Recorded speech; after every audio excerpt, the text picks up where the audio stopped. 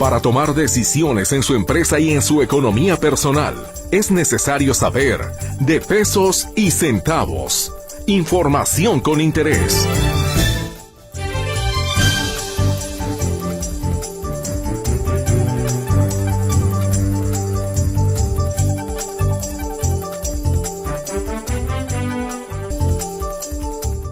El día de hoy nos acompaña aquí en cabina Daniel Santiago López. Él es vicepresidente fiscal del Colegio de Contadores Públicos de Guadalajara para platicar en detalle en torno a estos llamados estímulos fiscales para pymes que hace unos días dio a conocer el presidente Peña Nieto para que estas pequeñas empresas pues salgan adelante, ¿no? En cuanto a la situación financiera que se vive en el país. Pues platíquenos en detalle de qué se trata. Bienvenido. Muchas gracias, Ruth María. Buenas tardes a todos los radioescuchas de aquí de esta estación Radio Metrópoli. Y pues sí, el día de hoy nos daremos a la tarea de platicar sobre estímulos fiscales que el gobierno federal ha tratado de incentivar a las microempresas, ¿no? Le llaman micros y pequeñas empresas y prácticamente pues esto es, si nos vamos a antecedentes, normalmente pues como buen contribuyente tenemos que pagar impuestos para el gasto público de la nación. Depende del tipo de actividad que tienes, si eres régimen agrícola, ganadero o incluso eres un régimen que antes se llamaban de pequeños contribuyentes o incluso hay, por ejemplo, antes existía lo que era la consolidación fiscal de grupos empresariales, pues hay distintas maneras de tributar. Uno es en base a función a devengado. Y te platico otro antecedente, por ejemplo, en el 2000, o hace bastantes años, 17, 18 años, si tú emitías una factura de 100 y con su IVA del 15 o 16% que hay hoy en día, esos 16 pesos, aun y cuando no te los habían pagado tu cliente, tú ya te los tenías que entregar al fisco federal. Entonces era una forma de devengo. Entonces antes de percibir en efectivo tu venta o el IVA trasladado, tú ya tendrías que estarle reportando al SAT el pago de impuestos, ¿no? Entonces es un devengo, ¿no? El tema aquí que traemos a colación en materia de estímulos fiscales es que a partir de 2017 aquellas personas morales que tengan ingresos hasta de 5 millones de pesos en el ejercicio inmediato anterior, en este caso 2016, podrán optar por pagar los impuestos en función a flujo de efectivo. Entonces, hasta que no cobre la persona moral, hasta entonces va a empezar a pagar impuestos, ¿no? Digo, conforme las mecánicas que mencionan las leyes federales, ¿no? Si hacemos una distinción entre personas físicas y personas morales, siempre las personas físicas han pagado sus impuestos en función a flujo de efectivo.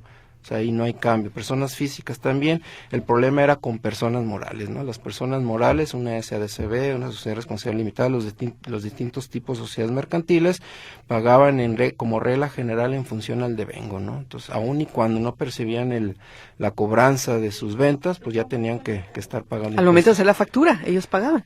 Sí, haces la factura y además estaría el día 17 del mes siguiente, hay que pagar el IVA, conforme a la mecánica que hay que pagar pagos provisionales de ISR y pues a veces, oye, ni siquiera he cobrado yo la factura y pues ya tengo que estar reportando a la autoridad fiscal esto, ¿no? Ese es un sistema general. Obviamente también dentro de la ley del impuesto sobre la renta, ya hay facilidades, por ejemplo, a las personas morales del régimen agrario, pesquero, silvícola, y ganadero, que ellos ya de origen, tiempo atrás, ya han venido tributando en base a flujo de efectivo, ¿sí? Aquí el tema es, bueno, ¿cuál es la distinción ahora? Que ahora se abre a cualquier persona moral, cualquier compañía constituida como persona moral, entiéndase una SADCB o que lo regula la Ley General de Sociedades Mercantiles, ya podrán pagar también en base en flujo de efectivo, pero cumpliendo una serie de requisitos, ¿no? Por ejemplo, el requisito más fuerte es que en el ejercicio inmediato anterior, pues no hayan sobrepasado ingresos superiores a 5 millones de pesos, ¿no? Es un parámetro. También te ponen otra serie de requisitos, que es esta persona moral, sus accionistas sean solamente personas físicas. Ya es que una persona moral a veces puede estar constituida por accionistas, a su vez que sean personas morales. Entonces aquí son requisitos, ¿no? 5 millones de ejercicio inmediato anterior, que solamente sea constituida por personas físicas. Y aquí igual puedo traer a colación un tema, no sé si te acuerdas, en marzo del 2016. Antes que nada, sí, los RIF, ¿qué pasa con ellos? Los RIF es personas... Porque también son en un momento dado sí, pymes, ¿no? Exacto, los RIF está enfocado a personas físicas. O sea, si nos vamos a Años pasados, antes era el régimen de pequeños contribuyentes que dicen, oye, si tú eres una persona física que no has obtenido ingresos hasta 2 millones de pesos, pues pagas en función, incluso era una cuota fija. A partir de 2014 eliminan el régimen de pequeños contribuyentes y surge el régimen de incorporación fiscal, lo que llamamos pues en el argot contable fiscal los RIF, ¿no? Los famosos RIF, que son, pero está enfocado a puras personas físicas. Entonces aquí el tema, qué buena pregunta que haces, Luz María, porque, oye, ¿qué pasa con personas morales? Yo a lo mejor puedo ser una persona moral que tengo 1 millón de ingresos en el año, que por alguna circunstancia, alguna situación me tuve que incorporar como persona moral. A lo mejor si realmente tengo un socio, la persona moral pues está constituido por socio, y tengo un socio, pues tenemos que constituir una sociedad mercantil, pero pues tributar en función a devengo, ¿no? Oye, pero el RIF es en función a flujo de efectivo y en la medida que no tenga ingresos superiores a 2 millones de pesos, bueno, entonces lo que hizo el gobierno federal a través de esta iniciativa de Peña Nieto, que empezó a dar a conocer en el proceso legislativo a partir de septiembre de 2016, dice, bueno, vamos dándole un estímulo fiscal a las personas morales, ya no RIF, ya no personas físicas, RIF es igual a personas físicas, a personas morales, nomás no les puso el parámetro de los 2 millones de pesos que lo tienen los RIF, ahora es personas morales con 5 millones de pesos. Haz de cuenta que es un RIF, pero de personas morales.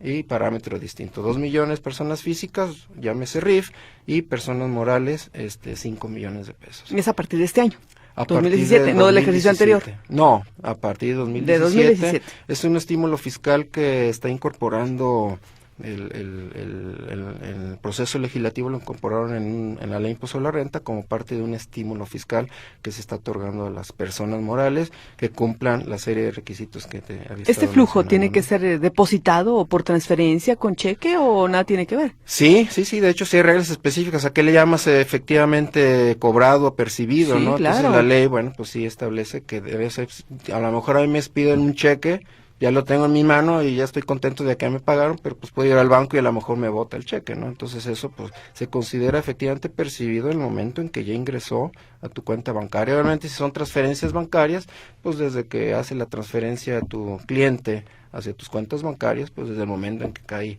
el cobro. Y ya lo declaro. Y sí, ya tendré un ingreso cobrado que pasará pues a hacer cálculos fiscales para el mes siguiente. Acuérdate que el impuesto sobre la renta es un impuesto anual, pero cada mes tenemos que ir haciendo pagos provisionales a cuenta de ese impuesto que al final del camino y más tardar en marzo del siguiente año, pues estará pagando el pago definitivo, ¿no? Entonces, en función a esas cobranzas que yo voy realizando de enero a diciembre, pues hay que ir haciendo paguitos de ISR, ¿no? Y ese es un impuesto federal, pero acuérdate que también tenemos el impuesto del valor agregado, que ese pues también es un impuesto indirecto y ese corre otra línea, otra canasta, entonces pues tenemos que hacer 2 cálculos, ¿no? El IVA de origen ya venía en base a flujo de efectivo, ese como te digo desde el 2001, 2002, siempre el IVA ya lo convirtieron de devengado a flujo de efectivo. Entonces, ahí no hay reforma, ¿no? Aquí la reforma para a partir de 2017,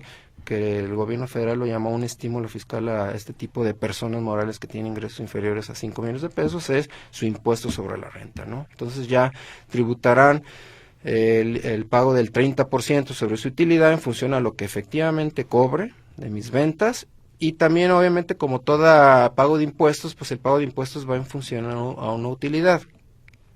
Ingresos menos deducciones. Entonces, oye, a esos ingresos que ya cobré, que ya logré efectuar la cobranza, que ya están en mis cuentas bancarias, que también las deducciones que puedo yo disminuir esos ingresos para llegar a una base neta o una utilidad, tienen que ser también deducciones efectivamente pagadas. ¿Sí? Entonces van a la par, ¿no? Así como yo cobro 100 pesos de ingresos por una venta y tuve gastos por 80, pues hasta que no pague también los 80 los podré deducir, ¿no? Entonces en función a flujo de efectivo, ingresos cobrados, deducciones recibidas, pagadas.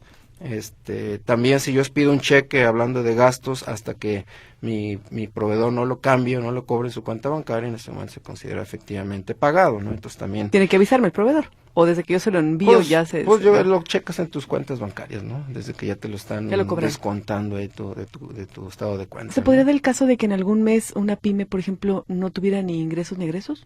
Sí. ¿Estuvieran ceros? Porque sí, a lo mejor, sí. Pues di, la factura no me la han pagado, ¿no? Y pasan los meses y no me la han pagado y ya se terminó el mes. Sí, Ahí está el punto, ese es el punto interesante. Si yo expido una factura y pasa todo el mes o pasa todo el año o etcétera, que pasa cuentas sin cobrarle, con la anterior metodología del sistema de devengo, pues yo ya tenía que pagar impuestos. Oye, tú ya facturaste, oye, pero es que no me han pagado. Pues aquí es devengo. El sistema de personas morales es, ya facturaste, hay que pagar y reportarse con la autoridad fiscal a pagar el impuesto. El IVA, el IVA ese sí corre en base a flujo, ¿no? Ese ya tiene bastantes años. ¿Esa era la única modificación que hay para las pymes? Esa es una. Y si recordarás un poquito con este tema de los gasolinazos, un poquito con lo que estamos viviendo en el país del tema económico, macroeconómico, de la baja del petróleo, etcétera, Enrique Peña Nieto y su gobierno hicieron un acuerdo, un acuerdo de fortalecimiento económico y protección familiar, desde luego, pues esto fue el 6 de enero, el 9 lo publican, no sé, Coparmex, por ejemplo, no estuvo de acuerdo, porque pues en 3 días tú no puedes hacer un acuerdo, ¿no? Ahí el Ejecutivo pues mencionó que se le iban a dar más estímulos fiscales a las micros y un decreto de repatriación de capitales entre varios, ¿no? Entre varios supuestos de esto, ¿no? Y efectivamente otro estímulo fiscal que acaba de publicar el gobierno es un estímulo en función a las deducciones inmediatas de los activos fijos, ¿sí? Entonces tenemos aquí ya 2 estímulos fiscales, ¿no? El que vino en el proceso legislativo normal, que empezó a partir del 1 de enero del 2017, que pasó por diputados, senadores, por el Congreso de la Unión, todo su proceso normal, y es el estímulo que hemos estado platicando, ¿no? De ya pagar impuestos del impuesto a la renta en función a cobrado, ¿no? Este otro decreto es un decreto que fue publicado el pasado 18 de enero. Se publicaron 2 decretos. El decreto de repatriación de capitales del extranjero, ese es uno. Obviamente, pues ese yo creo que no le podemos decir que es para la microempresa, ¿no? Yo creo que pues, a lo mejor habrá gente que tiene sus dolaritos por allá en Suiza, ¿no? En bancos extranjeros. Pero bueno, ese si quieres al final lo platicamos, el decreto de repatriación de capitales, pero hablando de las micro, sí hay un decreto que se establece tal cual, decreto que establece un estímulo fiscal para la deducción inmediata de activos fijos, micro y pequeñas empresas, ¿no? ¿En qué consiste este otro estímulo, no? Este estímulo consiste en si tú compras un activo fijo. Ahora, no es nuevo, ¿no? No es un decreto nuevo. De hecho, ya Peña Nieto desde 2014 ya lo había incorporado en unas disposiciones transitorias de la ley, donde decía que por 2016 y 2017 también podían aplicar una deducción inmediata. ¿Qué sucede aquí? Por ejemplo, lo pongo muy sencillo, ¿no? Si yo adquiero un edificio y ese edificio vale, no sé, 10 millones de pesos, de acuerdo a la regla general de la ley, yo nomás puedo deducir un 5% cada año. Sí, o sea, de esos 10 millones de pesos nada más podré deducir el 5%. Este decreto es, ¿sabes qué? Tú compras algo que te costó 10 millones de pesos, ok, vía decreto de estímulo de deducción inmediata, te voy a dar la oportunidad de deducir de manera inmediata un 75%. Sí, o sea, de esos 10 millones, pues puedo deducir hasta 7 millones y medio, y los otros 2 millones y medio, pues ya no los deduces, ¿no? Pero en un solo ejercicio dedujiste 7 millones y medio, ¿no? Entonces que podía ser un estímulo para eliminar alguna base fiscal, ¿no? Y, pues sí, tengo ingresos, tengo gastos, pero para efecto yo poder iniciar mi negocio, pues a lo mejor tuve que adquirir o construir un inmueble, que me costó tanto, pues te dan la oportunidad de tener una deducción bastante fuerte, es un estímulo fiscal a meter una deducción grande en función al ingreso, ¿no? Entonces, aparte de departamentos o de edificios, ¿qué otra cosa se podría considerar para meter estas deducciones? En general son inmuebles, son maquinaria industrial, maquinaria y equipo, por ejemplo automóviles, ¿no? Sí. Aviones tampoco, aviones de empresarios particulares o a veces que hay empresas que tienen socios particulares, esa no. Si son aviones dedicados a la fumigación agrícola, esa es así, o sea, si yo soy agrícola y compro una avioneta para fumigar, esa sí te dan un estímulo fiscal de aplicar. En función incluso del tipo de activo hay distintos porcentajes, ¿no? O sea, si nos vamos al decreto, puede ir desde el 93%, ciertos activos, hasta el 50%, ¿no? O sea, dependiendo, porque cada activo fijo en función de la estimación del año de antigüedad que va a tener el activo, pues hacen una mecánica y aplican ahí un porcentaje de deducción inmediata, ¿no? Y el diferencial, volviendo a un ejemplo, ¿no? Si yo compro algo en 10 millones y el decreto me permite deducir el 75%, ese 25% quizás sí lo voy a deducir, pero si en un futuro, a los 5 o 7 años o en adelante o al año siguiente, lo vendo. Si yo vendo ese inmueble o esa maquinaria agrícola, esa maquinaria industrial, etcétera, al año siguiente, me permiten deducir un porcentaje adicional, ¿no? ¿Eso sería para todas las empresas? Porque aquí sí estamos hablando que una MIPYME no gana más de 5 millones y se va a comprar un edificio de 10 millones, pregunta. Pues no se puede, ¿no? Exactamente, muy buena pregunta. Y fíjate que es un tema también a mí que me brincó, porque el estímulo para calcular el ISR en función a ingreso percibido o cobrado, te pone un parámetro de 5 millones de ejercicio anterior y te lo ponen de 100 millones. O sea, si una empresa en 2016 tuvo 99 millones de pesos, se considera para este decreto de estímulo de deducción inmediata, pues una micro y pequeña empresa, y luego entonces en 2017 podrás deducir de manera inmediata en esos porcentajes que establecen ahí en este decreto en sus respectivas tablas y tipo de activo y maquinaria, la deducción inmediata, ¿no? Entonces, aquí tenemos dos parámetros. Yo no sé, oye, entre 5 millones y 100 millones hay un espacio de 95 Claro. millones de pesos, pero bueno, pues finalmente son reglas, ¿no? Reglas que así se estipulan y finalmente pues así lo dejamos, ¿no? Entonces, parte de... Pero aquí se puede hacer también que tengo una empresa muy grande y la voy a dividir para que todas tengan menos de 5 millones de ganancias. Hay candados, tu pregunta que acabas de hacer tiene un candado, o sea, te dicen, oye, para que tú puedas tributar el ISR en función a flujo de efectivo, tienes que tener 5 millones y acuérdate que te dije que los accionistas tienen que ser solamente personas físicas y te ponen un candado y estas personas físicas a su vez no tienen que ser personas morales de otras. Entonces tendrías que dividir o si tú en un momento dado, tú como persona moral, como accionista que constituyes una persona moral, estás en el supuesto, excede esa persona moral los 5 millones de pesos, pues tienes que abandonar el régimen, ¿no? Y ya no vas a poder tú como accionista constituir otra sociedad mercantil para constituir, ¿no? O aquí tendrías que dividir a lo mejor los negocios. Oye, este negocio lo pongo a este accionista, esta empresa lo pongo a mi nombre, esta otra persona la pongo a nombre de mi esposa, o etcétera, y poder dividir. A lo mejor se pudiera hacer algo ahí. Y se puede. Hay reglas. Sí, porque se lo digo, después de que viene todo esto, pues también se está pensando en cómo hacer más productivo el negocio y cómo en un momento dado estar pagando menos impuestos para que ese dinero yo lo pueda invertir en mi negocio, ¿no? Sí, hay un candado ahí que habla de partes relacionadas. Entonces, el ejemplo que te ponía de entre padre y que la esposa y que así, pues a lo mejor, oye, pues que hay una definición de partes relacionadas y a lo mejor no se podía, ¿no? Entonces, a lo mejor tendríamos que buscar alguna alternativa de sí, ¿no? Pero eso es hablando del ISR, de los 5 millones, hablando de los 100 millones para yo poder aplicar de manera inmediata los activos fijos, ahí sí puedo constituir varias empresas. Puedo ¿Juntarlas? constituir 2 empresas y aunque una tenga 60 millones y el otro 60, que una sola hubiera tenido 120 millones, pues separadamente, pues ahí sí. Oye, una tiene 60, pues puedo aplicar la deducción inmediata, pero de activos fijos. Entonces hay que distinguir los dos estímulos, ¿no? Uno es 5 millones, flujo de efectivo, el ISR, y la otra es, pues hasta 100 millones podrías deducir, ¿no? Acuérdate también, te decía, ¿Pero eso es el valor de la empresa o es lo que se tiene de ingresos? De ingresos. De ingresos. El Perfecto. parámetro es ingresos. Siempre. Ingresos del ejercicio inmediato anterior siempre, ¿no? Acuérdate también hubo una reforma a la Ley General de Sociedades Mercantiles en marzo del año pasado, donde se diseñó una nueva tipo de sociedad mercantil que se llaman las sociedades anónimas de capital, las SAS, que le llaman, ¿no?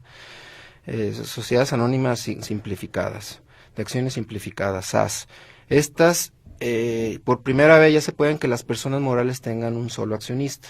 Siempre, toda la vida, las personas morales siempre forzosamente tenían que estar constituidas por 2 personas físicas o 2 entidades, física o moral, pero siempre eran 2. A partir de septiembre de 2016, con esta incorporación, hablando ya de una reforma de hace un año, del 2016, que de hecho incluso duró 6 meses para que entrara en vigor. O sea, a partir de septiembre de 2016 ya puedes constituir una persona moral donde tengas un solo accionista, persona física, ¿no? Digo, eso no tiene nada que ver con esos estímulos, pero también le ponen un parámetro, 5 millones de pesos, para que tú puedas constituir una sociedad mercantil con una sola accionista.